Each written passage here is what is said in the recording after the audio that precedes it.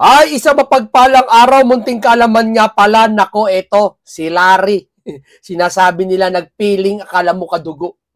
'Di ba? Kung may nakakakilala man, sabi ko nga sa inyo, sa isang pakapamilya mo sa loob ng bahay mo. Ha? Para sa akin hindi lang nanay, kundi yung kapatid mo na kasama mong lumaki sa iisang bubong.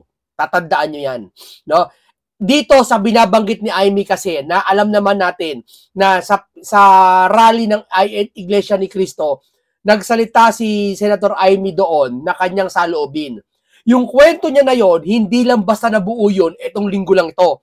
Kung ibubuod nyo yung kwento na yon, nandoon yung kung saan mga edad nila mga 30 years old pa lang, mga edad nila mga 25 years old pa lang, mga ganyan, no? Kasi alam nyo bakit? Nasabi ni Amy Marcos na si Lisa dapat hindi niya pinilit niyang pakasalan na. Kasi niya, baka nga naman ikabago ng buhay ni Bongbong daw na kung sakaling mapangasawa si Lisa, nangyari mas lalo daw lumala dahil daw yung Lisa di umano ay gumagamit din daw pala na ipinagbabawal. No? Ibig sabihin dito mga kaibigan, ang kwentong nabuo kay Amy ay isang nakikita ko is puot na hindi para sa inggit sa kapatid. Hindi niya kakainggit ang kapatid niya kasi bakit? Sinuportahan din naman niya to eh. Ang nakikita ko dito talaga, yung galit niya na hindi nagbago.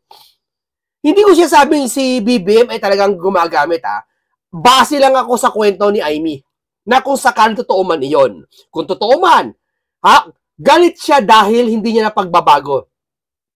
No, lumalabas kasi dito na kung sakaling gumagamit ang isang tao, tapos may ate ka na sumasaway sa'yo at talagang ikaw ang may karapatan naman na sumaway sa kanya at may inner na problema sa loob ng bahay mo, ate ang pwedeng mangialam. Diba? Ate ang magdidesisyon. Diba? Kahit sabihin natin may asawa at anak kayo. Diba? Na pag sinabi kasi ibang pamilya kasi to hindi to ordinary pamilya, Marcos to Kumbaga, dito, dapat, parang lumalabas kasi dito, nangyayari sa paningin ng iba, akala, naggawa na ng kwento si Amy sa isang araw lang o sa isang linggo lang. Sa akin, hindi. Batay sa kwento niya, may namumuo na kundaga noong paman. No? O ngayon, pag-uusapan din natin, napaamin si Senator Senadora Amy Marcos dun sa rally ng INC.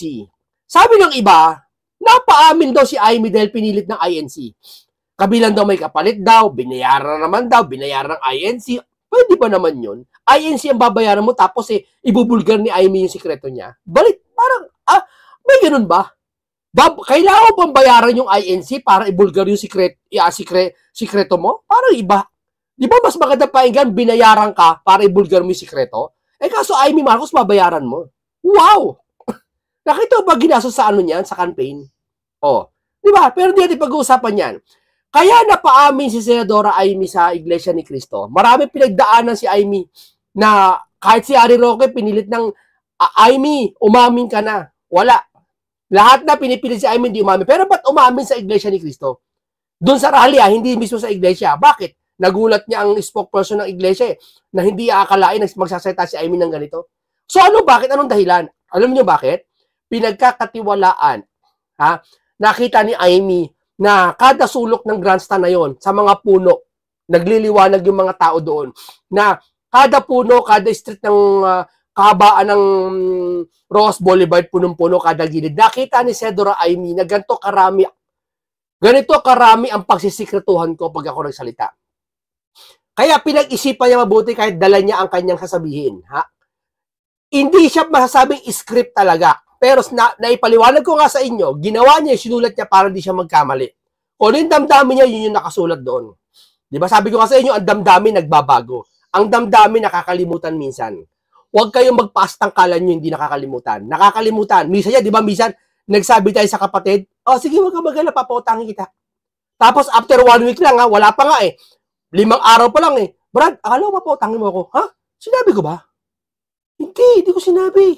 Sinabi mo, Brad. Narinig nga ni Maring Winnie. Talaga ba? Sige, tutupautahin kita. Gets nyo? Doon sa simpleng bagay na lang yun, nakakalimutan natin minsan binitawan natin sa ita, pero galing sa puso. Tama? Bisa galing sa puso, sabihin ko,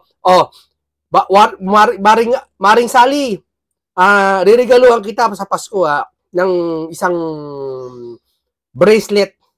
Oo. Ano minsan siya sabi natin? Paalala mo sa akin baka makalimutan ko eh. Di ba? Kita nyo? Ano ibig ko sabihin? Yung mga sinusulat minsan sa papel, yung damdamin mo yung parang di mo makalimutan, yun na naging damdamin mo yung araw na yon. Huwag kayong magpakatanga. Di ba? Huwag kayong magpakatanga. Kailangan ng tao yun na sinusulat niya ang kanya masabihin. Di ba? Maring Sally, bibili kita ng bracelet sige. After after 3 days lang so sobrang busy mo Mare, akala ko bibili mo ng bracelet May sinabi ba ako? Ito Mare pinirmahan mo Ay ni pare sinulat mo pa nga sa papel Ay nga no. Sige bibili kita bukas, promise. Tawagan mo ako, chat mo ako, paalala mo. Gets nyo? Ganun si Amy, kaya sinusulat, hindi dahil sa script. Hindi dahil sa binigay daw ng INC yung papel, binigay daw ni Marcoleta yung papel. Sisiraan daw mga Duterte, ayan na naman script ng Duterte, sisiraan na naman. Ganun makapangyarihan ng Duterte? Ganun makapangyarihan ng Duterte? Nakaupo kayo, ganun? So kung ganun, sige, ibig sabihin, ang gusto ng taong bayan, Duterte pa rin kasi makapangyarihan. Saka yung sinasabi niyong Saldi, ito sabi. Kaya daw bumalitad si Saldi para daw mapatawad ng mga Duterte para maabsuelto daw siya sa kaso niya. Bakit? Duterte na ba may hawak ng kaso? Kayo nakaupo Akala ko ba si Dahig, nasa Dahig na si Duterte? Nakaupo ba si Duterte ngayon? Nakaupo ba? Bakit sinasabi niyo isa, kaya daw bumalitad si Saldi para lang daw si Saldi maabsuelto sa kaso, maabsuelto sa hindi lang sa Duterte para maabsuelto. Bakit? Kontrolado ba ng mga Duterte ang kaso ang gobyerno ngayon? Kayo nakaupo hindi kasuhan niyo si Saldi. Bakit isisingit niyo naman ng Duterte na kaya daw si Saldi bumalitad dahil sa mga Duterte? Anong kinalaman ng Duterte dyan? Gano'n na naman to kay Amy, porket Duterte Black. Sasabihin nyo naman si Amy, ganyan, baka script niya kay Duterte na naman galing. Kaya niya sinulat para din niya makalimutan. Sasabihin naman, kung talagang seryoso ang puso niya, talagang sinasabi niya, hindi niya makakalimutan yung sinasabi. Bugok! Nakakalimutan ang sinasabi. Yun niya, simple, kinito kanina Maria, bibili kitang singsing O sige, after mga 2 days, nakalimutan binilin. Di ba? Anong gamot sa kalimot? Di paalala? Ano yung sinulat ni Amy? Yun yung magpapaalala sa kanya na inandamdamin niya. Bugok. Di ba? Napakalinaw mga kababayan. Kaya ito mga kaibigan, kung sino man ang magpapanggap, ang dami sila, Auntie Claire, ito si Gadon, nakakala mo, kadugo nila, wala naman sila sabi na kadugo nila si Marcos, no? Pero akala mo, kung umasa sila, alam na alam nila yung buhay ng Marcos. Kung may nakakaalaman sa lalim ng Marcos, walang iba kundi si Amy. Dahil siya ang panganay. Kung mapapansin mo, sa larawang ito, ayan andyan si Amy ito nasa kanan. Ito umakit ng hagdanan, pangalawa sa dulo, ata si Amy yun. Talagang kasama niya. Yung sinasabi ng mga vlogger na, ay hindi ka mag-anak, pinatutunog nila, pinalilitaw na naman nila. Kahit si Sandro, ata pinalilitaw niya Kaya nga nasabi ni Amy itong puso ito. Kaya nasabi ni Amy verified yan Baka sabihin nyo, AI na naman yan. AI yan. Ganyan sila Ganyan nila binabalutot ang batas. Kitang-kita na sa camera, kung makapagpalusot, akala mo talaga, talaga lulusot-lulusot talaga. Gustong paingayin ni Sandro ang usap-usapang hindi ako tunay na kapatid. Ayan. Ang dami! Yung nasa Canada na vlogger, na nag-iimbento lagi ng mga siyasabi niya, yung nasa Canada, walang ibang ginawa kundi mag-imbento ng salita niya. Huwag kayo maniniwala sa vlogger na yon. Huwag kayo maniniwala doon. Dadaling kayo sa kasinungalingan nun. Sa lahat ng vlogger, siya nakita ko, ubod ng sinungaling. Tandaan yan. Imbentong napakasinungaling ng bunganga nun. Tandaan niya. Ang napakasinungaling. Sinasabi niya si Amy daw, ganyan, etc. Sinasabi niya si Amy daw, may kabit. Si Amy daw, hindi naman daw talaga kapatid kasi hindi daw nakikita sa mga picture. Ayan sample pa lang 2 picture, diyan si Amy. Yeah? Wag mo sabihin hindi si Amy to nasa kaliwa. Ito picture na to. Yung nasa kaliwa. Ayan hindi ko alam kamukha okay sabihin lang kamukha lang yan. Diba? Napakasinungaling ng yung vlogger na yun nasa Canada. Ubod ng sinungaling. Huwag kayo maniniwala doon. Ubod ng sinungaling, nag-iimbento yun. Tandaan nyo kung mag-post ka ng picture sa Facebook, i-post mo yung mukha ni Cristo. yung paniniwala mo kasi Kristo, yung post niya, i-post mo si Satanas, maniwala kami pipili pa rin kay Satanas. Oh, kaya ibig sabihin, pag nag-post yung taga-Canada na yun, may maniniwala pa rin. Kasi yun ang gusto nila eh. Di ba? Oh, kaya huwag kayo maniniwala, mga kaibigan, huwag kayo maniniwala sa Canada na yun. Taga-Canada na yun, huwag kayo maniniwala. Ang dami pinapalabas ng fake news noon. Sa lahat ng sinabi noon, mga siguro mga 10% lang ang totoo. Oh, pero peki lahat ng sinasabi niya. Alam niyang peki yun, pero gusto niya talagang ilabas. Alam niya kasi may maniniwala at may magsishare. Di ba? Benepisyo sa kanya yon, di ba? Eh kung ikagatin talaga ng marami, mas maganda, di ba? Biruin mo, ito, pinablilitaw na kasi ng mga vlogger na yon, lahat na, yung parang lumalabas si Amy. Wala silang direktang sinasabi na si Amy ay hindi naman daw Marcos, pero pinatutunog lang para manlil lang sa tao. O nga no, o kayo hinamon kayo ni Amy Marcos, Sandro, ayun, pahiya ka dito. Pamangking ka, pamangking buo ka, pahiya ka dito. Magpa-DNA test ako. Oh, magpa-hair follicle test sila. Yari ka na. Sige nga. Ang alam ko, ang hair follicle test pala, pinag-aralan ko kanina lang. 3 months pala ang epekto. Dapat magpa-hair follicle test na. Oo. Kasi alam nyo bakit? Malay nyo, hindi na gumagamit. Pero, batay din na, hindi ko sasabi gumagamit sila, pero ito lang epekto, sabihin ko sa inyo. Ang gumagamit po ng, yung alam nyo na, yung pinagbabawal na, alam nyo na, yung ko. Pag gumagamit ka lang yan, 3 months ang epekto sa buhok mo. Kaya sa buhok. Pero pag hindi ka na gumamit niyan at giyang na giyang ka na, hindi mo kayang tiisin, nanginginig ka. Kaya may possible na gumagamit talaga yung mga gumagamit dati na. Oo. Ano man ang posisyon mo, gumagamit ka talaga. Hindi ka makatiis. Hindi ka makatiis talaga. So, ibig sabihin, mas maganda talaga i-recommenda ngayon sa lahat, maski kay Amy, lahat na, magpa-hair follicle. Para sigurado talaga. Oo. Para sigurado ha. Wala natanggi. Kung sino tumanggi, talagang sasabihin mo, hindi ako kasi tumatanggi ka pa rin. Iba na yan. Diba? Okay, barado si Sandro dito sa kita niya. Diba? Barado, pahiya ka dito. Paano mo to i-rebat? Sige nga, baka sabihin mo, bakit ako papadrag test? Bakit? May ano ba ako kasalanan? Wala kang kasalanan eh. Bakit? Yung mga nag-a-apply bang trabaho may kasalanan? Bakit siya nagpapakuha ng drug test? Yung ba ay suspect kagad ng drug? Sige nga, isipin mo nga. Hindi, kasi yun ang tanging paraan para lahat patas makuhanan. Kasi may mga addict na gusto magtrabaho. Pag addict ka kasi, pinsala ang kaisipan mo. Tandaan mo pag addict ka po kasi, pag sobrang lulong ka na, tandaan mo ito sabihin ko, hindi ko sinabing si BBM wala ko sinabing ganyan.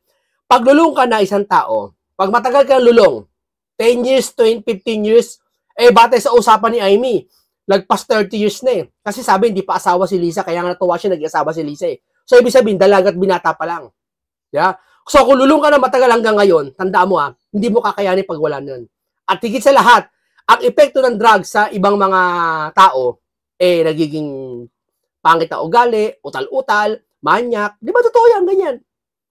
Kaya kayo mga ilang years na naggaganon, nagbuwabatak, minsan yung sarili niyang anak hinaano niya hindi niya nakilala sarili niyang nanay, tinutumba niya.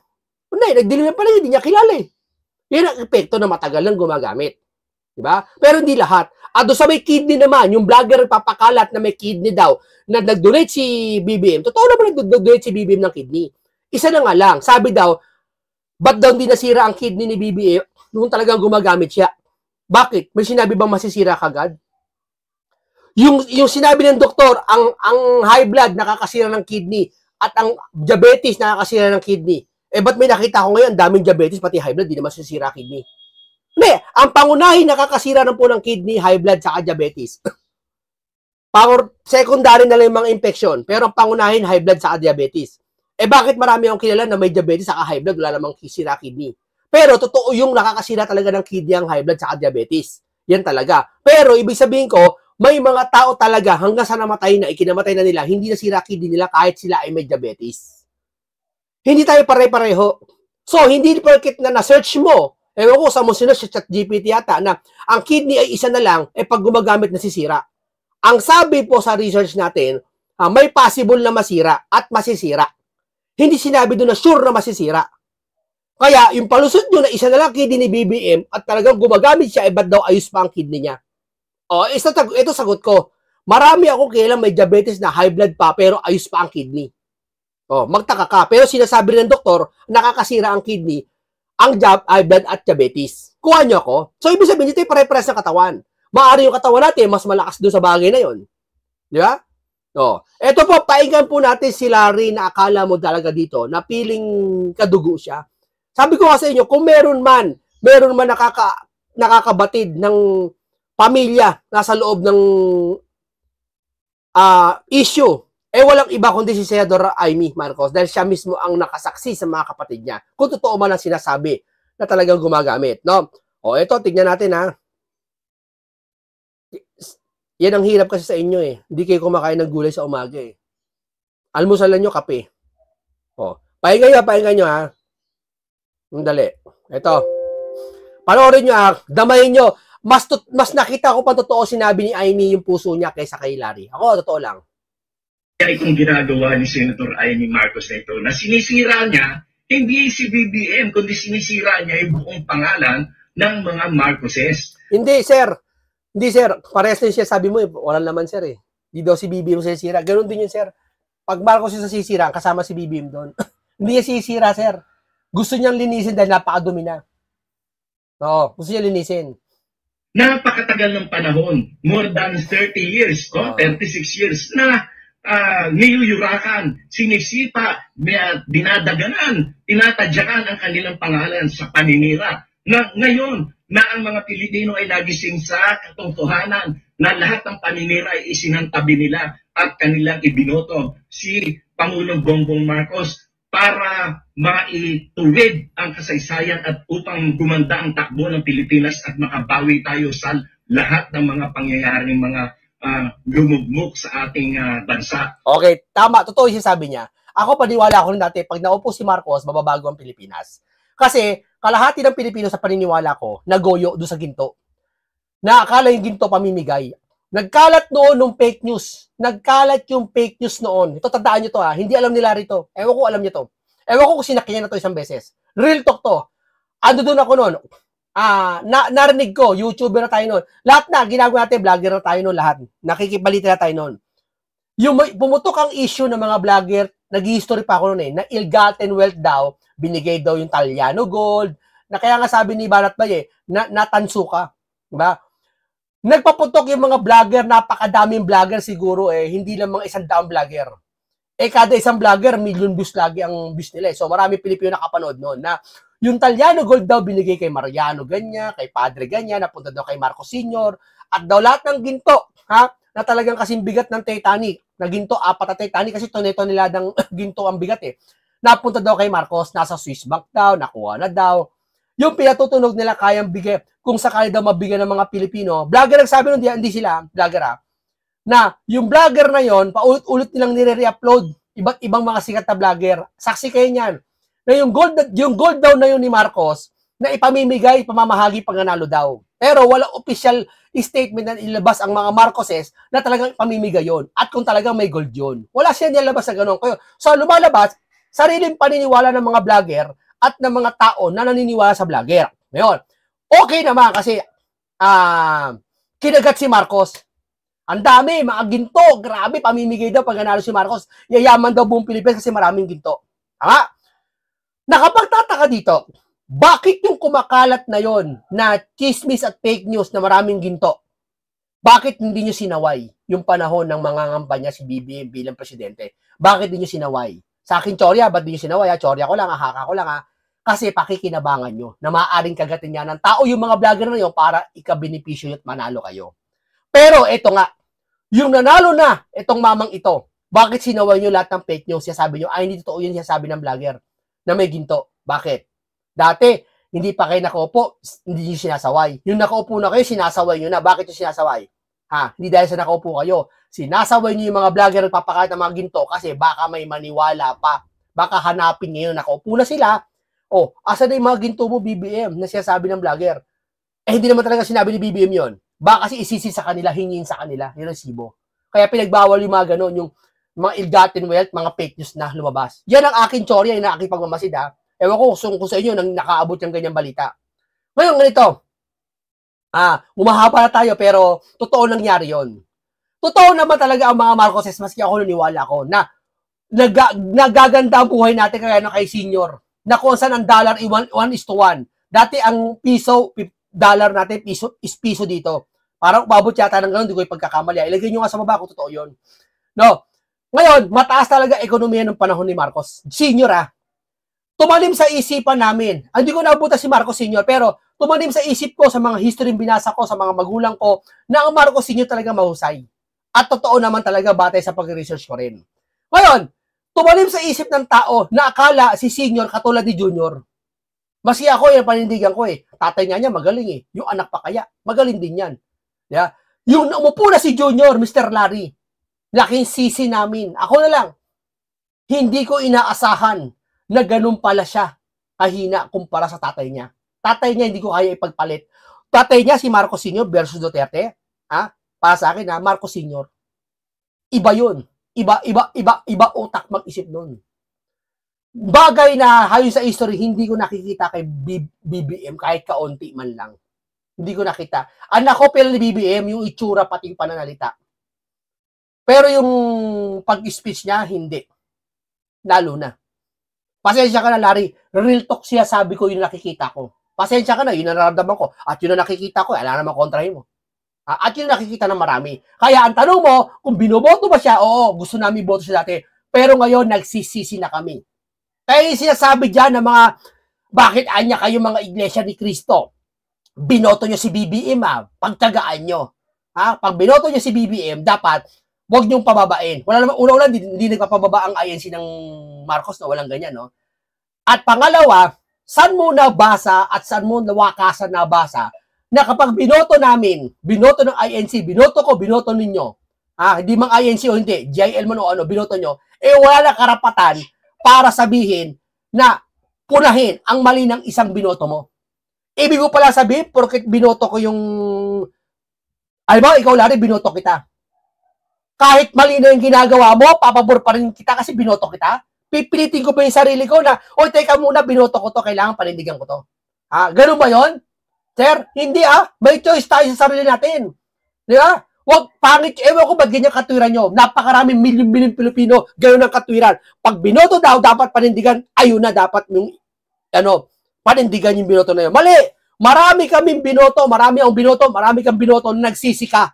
Kaya nga ang pagsisisi na sa huli. Bakit? Alam ko ba na binoto ko si Marcos na ganyang kahina siya? Alam ko ba? Hindi ko alam. Kaya ngayon, isa lang masabi ko, pinagsisihan ko. Di ba? Pahinga natin. Ngayon ay sinisira niya. Sinasabi pa niya na nag-drug user daw si BBM at yung kaya pinakasalan ni Lisa. May alam ka na hindi ko magamit. Ano kayo? Patest nyo para sigurado. Huwag mo ko kontrahin, sir. Hindi ganyan. Upang maging matuwid ang kanyang buhay. Napakalaking kalukuhan yan. Huwag nating maliitin ang pagmamahal ni First Lady Lisa Araneta Marcos kay Pangulong Bongbong Marcos. Sapagkat noong panahon na yon ay dapang-dapa sila. Talagang kanyang minahal ang ating Pangulo noong panahon na hirap sila, noong panahon na niyuyurakan at tinatadyakan ang kanilang pangalan. At noong panahon na yon ay wala sa posisyon si Pangulong Bongbong Marcos. Noong pinakasalan siya, nilalait pa niya, panlalait pa yung ginagawa ni Senator Amy Marcos. Nasaan naman ang kanyang utak? Sana napunta ang utak mo? Sir, nagsabi na ng damdamin, asan ang utak?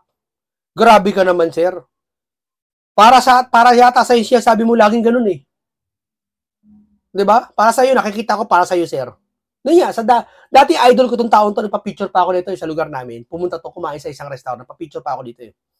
Ang laking sisi ko ba't nagpa-picture eh. No, akala ko napakagaling. Kaibigan kita pero hindi ganyan dapat ang ginagawa mo. Sinisira mo yung pangalan ng buong pamilya nyo. Sir, wala kang pakialam dyan, sir, kung pamilya niya, sir, nasisirain niya, sir. Kung yun ang paraan para talaga mabago na, kung totoo man yung siya sabi niya na nagamit, walang problema dyan, sir. Huwag kang mangilam dyan, sir. Mamagitan ka lang, mag-imbestiga ka at mamagmasid ka. Di ba? Yan ang tabat talaga magmasid. Na hindi tulad na siya sabi ni Kiko Maching, sabi ni Bato kasi, tahimik daw yung mga pinklawan. Aba, sumagot si Kiko Maching, kami nagmamasid lang. Hanggang kailan kayo magmamasid? Sige nga, hanggang kailan kayo nagmamasid? Oh, bakit?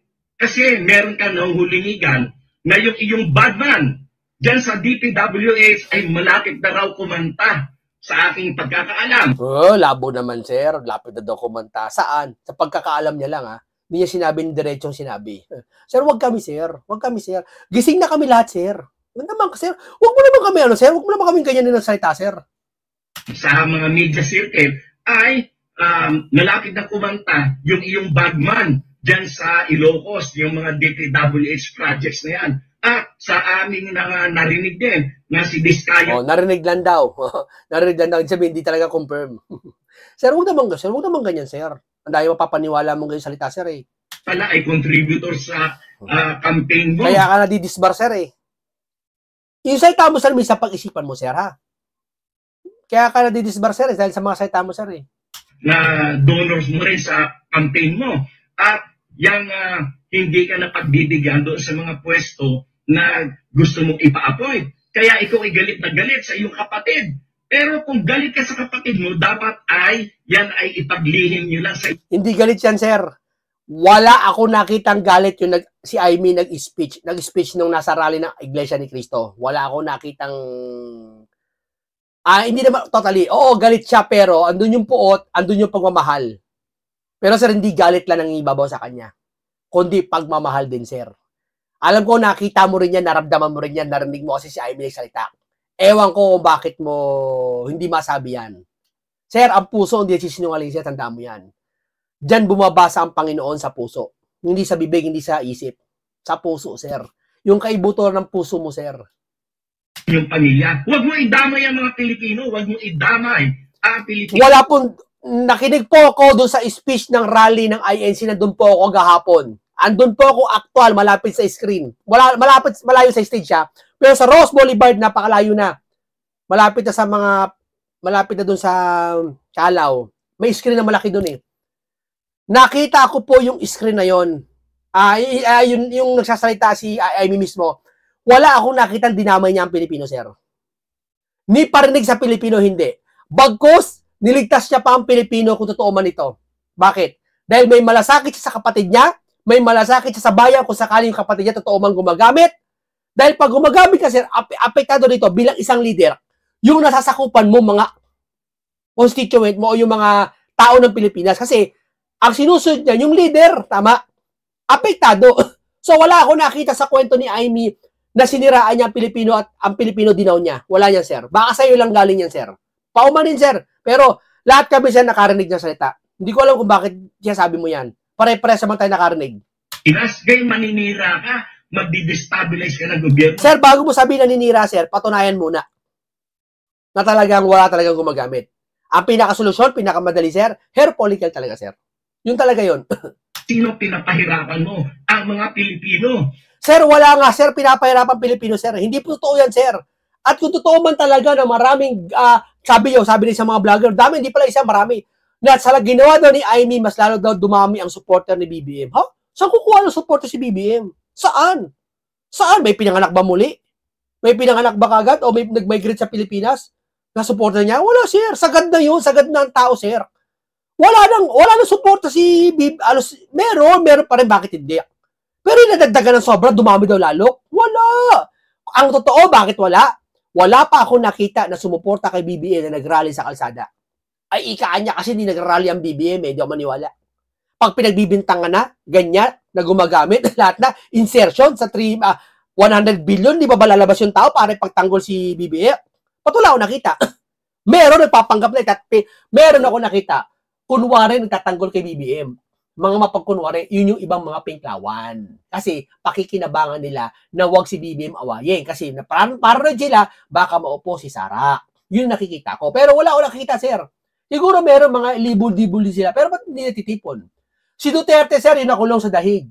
Iba't ibang bansa, sir, ha? Sa Asia, sa iba't ibang bansa, sa Europe, Dubai, lahat, at mga sa Davao, sa Luzon, lahat, nagtitipon ang mga tao para kay Duterte. Hindi binayaran nyo, sir. Ha? OFW, babayaran mo para magtipon? Ha? Sir, ang OFW, sir, ay talagang malakas magpadala yan, sir. Ha? Natatawa ako sa mga to eh. Pati daw INC, binayaran daw. Yeah? 3,000. Alam ba gano'n pumunta, karami pumunta doon? Araw-araw, 1,000,000. Tansya ko ha, babayaran mo. I-times mo nga, 1,000 times 3,000. 1,000,000 na tao, bayaran mo 3,000. Ano yan, billion-billion? Dalawang araw rally doon, nagbayad ng 10 billion yung INC sa mga tao? Ganon kaengot yung financer? Come on. Kayo naman, mag-iisip lang, hindi ikaw yung mga vlogger na mapag-isip ng ganon. Yan ba ang dapat mong gawin? Dapat mo ba sirain ang ating bansa? Mag-isip. Sir, wala sisirang bansa, sir. Wag mo iparinig sa mga tao na sisira ni Amy ang bansa. Sir, bagaman mali si Amy sa pandinig mo, okay, approve ako dyan dahil opinion mo yan. Pero wag mo sasabihin na sinisira ang bansa dahil wala nun, sir. Ipapaktya kita dyan. Wala nun, sir. Walang paninirang bansa, sir. Hindi niya pinapababa si BBM, sir. Hindi niya pinapababa. Payong ate na kapatid na nakita ko sa kanya may puso. Pero una sasabi ko, hindi ko sasabing gumagamit si BBM, ha? Hindi ako naniniwala sa sinasabi ni... Ay, hindi naman hindi ako naniniwala. Hindi pa ako pwedeng maniwala sa sinasabi ni Amy hanggat wala pang ebidensya. Pero huwag mo sasabihin na hindi rin totoo yun. Dapat gitna lang tayo muna. Ha? Yan ang tunay nagmamasid. Isip ka, Amy. Nasaan ang utak mo? At sinisiraan mo pa si BBM para ikaw ay makapagtakbo sa ticket ni Sara. Sir, lagi na lang ganyan. Laging politiko na lang, papasok. Sir, yan ang lumang tugtugin. As Vice President, yan pala ang plano mo, ha? Nung magtumakbo kang Vice President kay Sara, nasaan na? Nasaan ang lohika mo? Nasaan ang iyong isip na punta? Bakit mo sinabi na sisira ng mga Pilipino, pati ang, asan din ang lohika nun? At kinakampihan mo ang mga mamamatay tao, ang mga magnanakaw. Sir, wala bang dating kwentong tungkol kay Marcos Sr., sir? Tabihin ko lang, sir, wala bang ganong kwento, sir? Tanong ko lang hindi ko lang bibinta kay Marcos Sr., wala bang kwento na may mga nasaktan sa panahon ni Marcos, martial law? Wala ba nun, sir? Tanong ko lang. May sumagot kasi sa akin yung panahon daw ng martial law, marami talagang nasaktan at namatay. Pero hindi daw kasalanan ni Marcos Sr. yon kasi yung panahon na yon, hindi naman si Marcos Sr. ang gumawa Totoo nga naman, yung mga sundalo mga panahon na yon. O yung mga nautusan ng mga nagmamartial law, panahon na yon. Yung panahon na yon, bakit ngayon? Sasabihin nyo kay Duterte. Hindi na naman si Duterte ang gumawa. Ba't sisisi nyo kay Duterte? Kasi si Duterte ang commander. O, ganun din naman kay Senior, Bakit? Malinis ba si Senior? Come on. Tanong lang yun, hindi ako nang bibintang, Tanong lang yun. Ang tanong ko, pinaka-overall, bakit yung Marcos Sr., wala ba siyang nasaktan tao, no? Wala ba siya natumba, no? Wala ba siya na panahon, no? Wala ba namatay sa panahon na yun? Kayo po sumagot, ilagay nyo sa baba po kung meron. Yung mga kwento dyan, mga may senior na dyan, nanay, tatay, pakilagay po sa baba. Kung kayo may alam kay Marcos, pakilagay po sa baba. Pero gusto ko talaga si Marcos Sr. Pero kay Junior, pasensya na. Malayo. Kahit sa panaginip ng Marcos Sr., napakalayo. Ang mga korap, hindi lang korap na sobrang corruption ang ginawa niya din sa flood control project. Kung hindi pa dahil kay BBM, hindi mabubunyag yan. O, tingnan mo, yan ang masama, sir. Kung hindi pa dahil kay BBM, hindi pa nabubunyag yan, corruption na yan. O, tuloy. Tapos ngayon, ikaw pa ang kumakampi sa mga magnanakaw. Sir, ang gusto niya palitawin dito, natuklasan ni BBM ang flood control, noong panahon pa ng mga nakaraan. So, ibig sabihin, lumalabas dito, para mga Duterte na naman. Sir, sabi ng amo mo, natapos na. Na-overwhelm lang. Meaning, yung bang salitang natapos na, panahon ba ni Duterte yon? Sir, panahon nyo na yun Ba't sabihin mo, siya umami para matuklasan yung mga dating flood control? Kasi may mga nagsasabi, pasensya na, hindi lang ikaw may nagsasabi kasi na Duterte daw may kasalanan ng flood control. Kasi nga, si BBM natuklasan daw ngayon. Sir, bumabalitan tayo, sir. Wag ganon. Oo, maaaring may Duterte, may mga flood control din yan na noon, na issue. Pero hiusapan niya, hindi ito yung ngayon, sir. Wag sana tayo natin mailigaw. Sir, wag. Sir, dati kang abogado. May talino ka rin, alam ko. Kasi ang tao hindi na magsasalita ng bobo kung wala namang talino Naniniwala ako may talino ka, sir. Pero yung talino mo, sir, gamitin mo naman, sir. Na, alam mo naman totoo eh. Di ba? Ano ka ba? Pambihira ang utak mo, Amy. Hindi ko malaman kung saan mo nakuha yung utak mo. Si Sara, walang kapanapanalo yan sa pagka-presidente. Kayo lang ang nagsasalita ng ganyan sapagkat walang kapanapanalo daw yung tao. Bilib na bilib ko sa 31 million ni Marcos nanalo. Ako nga, kasi yan, binoto ko yun kasi naniniwala ako na si Marcos, akala ko parang Marcos Senior. Pati yung gold, akala ko bibigyan ako ng yaman. Nayayaman ako, nabola ako, nagoyo ako, nabudol ako. Yung pala hindi. Ilang Pilipino ang nadismaya at talagang naganyan din katulad ko. Kaya umabot ng 31 million. Eh ngayon talaga wala na eh. kinukondisyon yung isip ng mga Pilipino. Ano kinukondisyon, sir? Dahil takot na takot ang mga Duterte at ang kanilang mga tauhan na sangkot sa mga corruption. Sir, ang tagal nyo nakaupo dyan. Sa ICI, ang tagal nakaupo dyan. Si BBM, tagal nakaupo. Ang Blue Ribbon, kakampi ni BBM. Alyansa. Huwag yung sabihin di kakampi. Alyansa si Lacson. Bakit di nyo imbestigahan ng Duterte? Kung may makita kayong Ghost Project, hindi palagutin yung mga dating tauhan. Bakit wala hanggang ngayon? Ha? Sige nga. Ayan na nga binibigyan ng anong pagkakataon sa inyo. Nasa inyo na kapangyarihan, nasa inyo mga tao ngayon makinarya, imbestigahan nyo ng Duterte. Gusto nyo huwag nyo na unahin yung flood control ngayon? Duterte na lang kayo, sige na siya na. Kasi ganoon din naman eh. Kahit sabihin namin na imbestigahan nyo ngayon, Duterte pa rin imbestigahan nila eh. Kaya sige na, Duterte na unahin nyo. Unahin nyo na Duterte. Pag may nakita kayo, kulong nyo. Kung si Sara may Ghost Project, si Palupulo, napatunayan, kulong nyo. Sige. Diba? Pero yung hamon naman ni Saldi, pagbigyan nyo rin. Imbestigahan nyo rin siya. Diba? Takot na takot kayo na kayo makukulong na. Paano makukulong na si Tatay Digong nakakulong na? Alin kay Sara? Flood control of issue Alin makukulong kay Sara? Yung 1 million plus na ano niya, sabi niya? Sabi niyo? Sabi ng iba pala, hindi ikaw? Tapos yung flood control, tahimik kayo. Kasi Pangulo, sinasimulan. Logic na mga yan. Porket daw si BBM nagsimula ng mga palburug-bulgar, wala siyang sangkot doon. Sir, siya pumirma, sir. Hindi pwede sabihin lang na porket sinabi niya, nauna siya, kung gano'n lang pala paraan. Kung gano'n lang pala paraan para maging ligtas ka. Kung pala ako sangkot sa flood control, magsasalita na ako, kakanta ko. Unahan ko na kayo. May natuklasan ako. Ibig sabihin, ligtas ka na. Kung yan lang pala paraan, sir, gagamitin ng iba yan, sir. Kung yan lang pala pang scapegoat, na, uy, teka muna, para pwede pala maligtas pag ikaw una ng salita. Hindi magsasalita na ako ng katiwalian, so ligtas na ako. Kahit kasabot ka, ikaw pumirma. Huwag naman ganun, sir. Napakababaw niyan, sir. Hindi porkit siya nauna makatuklas niyan at totally hindi naman siya talaga, yung bagyo sa kayong flood. Pati si Marcoleta, wala palang gusto ni Marcoleta maging Blue Ribbon siya para tuklasin yan, yung flood control na yan, sir. Di ba? May chismis niya, di ba? Na alam ni BBM, chismis na naman, na si Marcoleta uupo, bigla nag-anong sa zona Maya naman kayo. Kala mo may pag ganun no? Kaya yan ang inyong pinagsisintir. Kaya kayo ay kinakalaban at binabagsak nyo ang gobyerno ni BBM. Walang papabagsak, sir. Walang papabagsak. Ilan lang yun, sir. Kayo mananalo sapagkat nasa likuran ni BBM ang milyon-milyon ng mga... Milyon! Asa na milyon? Wala nga nag-rally para ipagtanggol siya Wala nga nag-ano Pero sa Facebook, puro trolls. Lagi ako araw-araw puyat. Kakatingin. Puro mga friend lang. 121, 19 friend, 1 friend, kagagawa ng account. Nakaraan, di ba? Maniwala kasi hindi. 1.5 ang nakuha ko. Puro troll. Nagko-comment. Konti lang mga senior pa. Yung iba namatay na yata.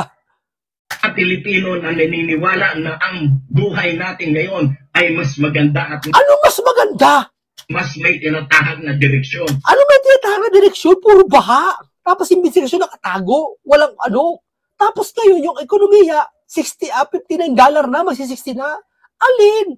Yung babae nagsalita, yung FDI natin, bumagsak na. Yung investor natin, wala nag-aalo din sa ating Pilipinas. Nakita ko lang sa media.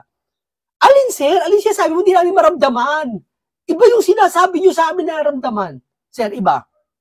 Kesa naman nung nakaraang panahon, na wala talaga, na wala sabog-sabog lahat. Kaya Aimee, mag-isip-isip ka. Hindi ka namin papayagan dyan sa ginagawa mo yan. Sapagkat kami mismo, kami mga Marcos loyalist, kami mga taong kami mismo, mga Marcos loyalist.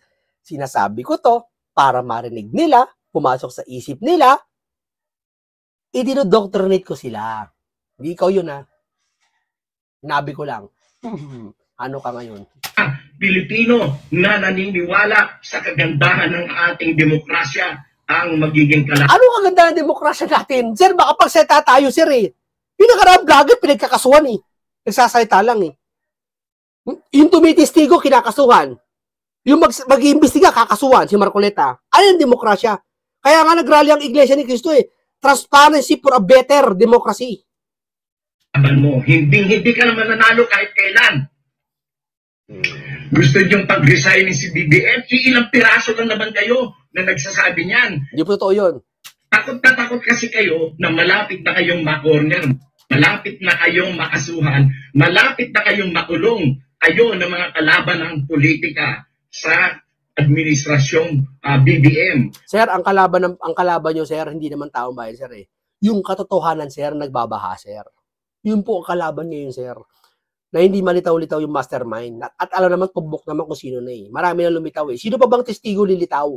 Para patunayan talaga yung big fish na yung totoo, yun ang big fish talaga. Sino pa ba, sir? Lahat ng lumilitaw, pinabibintangan di totoo. Kung peke daw yung Gutesa, yung Diskaya daw, kakampi ni Marcoleta. Yung Saldi daw, scripted ng Duterte. Ngayon si Amy, kakampi na, may scripted na naman daw ni Marcoleta. Ano ba yan, sir? Lahat ng lumilitaw. Yan, nagsisigawan kayo. Ilang piraso lang kayo gusto mag-resign. Samantalang mas marami ang naniniwala at kumakampi kay Presidente Bongbong Marcos. Yung mga aligasyon din ng mga adik-adik na yan, lumang tugtugin na yan. Sir, lumang tugtugin na yun na pinapakinggan ngayon, sir. At masarap pakinggan ng lumang tugtugin. Wala nang bumibili dyan. Nako, sir. Kala mo lang, sir, napakadami, sir. Kahit nga noon pang binabato yung issue na yun kay President Bongbong Marcos, anong nangyari? For the first time, a majority elected president ang ating naihalal. Sandali, sir, ha? Wala pong ganyan lumabas na masyado. Lumalabas yung issue na yan bago siya tumakbo. Walang ganyan, sir. Wag kayong ganyan, sir. Walang ganyan, sir. Wala, sir. Walang ganyan. Kaya siya nanalo kasi akala para mala Marcos Sr. siya. Yung pala nakita namin hindi. Kaya hindi po totoo yung sinasabi niya na kaya daw nanalo pa daw kahit may ganyan daw issue na ano. Sir, ngayon na lumabas yan. Sir, ngayon na lumabas yan. Yung tungkol sa gumagamit daw siya. Di ko sabi gumagamit si BBM, ha? The first time nagkaroon ng boto na pagkarami-rami ng 31 million. Kasi hanggang sila makatulong sa 31 million na yun, eh. Isa ako doon sa bumoto, sir, pero nadismaya ako, sir. Dahil niya, yan, akala namin pala mala Marcos Sr. Yung pala hindi. Yung itsura lang pala pati boses para mala Marcos Sr. Pero yung pananalita, hindi na rin kuha. At yan ay kauna-unahang nangyari. At yan ay kahit sa kabila ng paninira kay BBM, na siya ay adik, na siya ay kung ano-ano mga ibinato sa kanya, and still, ibinoto siya ng mga tao ng napakarami for the first time majority sa presidential election. At yung mga adik-adik nan, lumang tugtugin na yan, wala nang bumibili dyan. Kayo lang na mga bumibili dyan, yung mga kulang, yung mga bobo. Ay, sino kaya? Sino kaya yung ganyan? Sino kaya? Diba? Oh, sino kaya, sir? Ikaw sumagot. Bakit? Sinong ganon? Tignan nyo, punta kayo sa Facebook page niya, tignan mo yung yung mga reaction, puro tawa, pinagtawanan. Oh, ito, pinagtawanan, kulang-kulang 16,000 na pinagtawanan. Ang nag-heart lang 1.8. Yung nakita ko pa, control yata yun o hindi. Di ba? Hinart ko na nga para makadagdag kahit paano. Plastic ba? O, hanggang dito lang po muna tayo, mga kaibigan natin. Ito ay reaction at opinion ko. Paalam sa inyong lahat.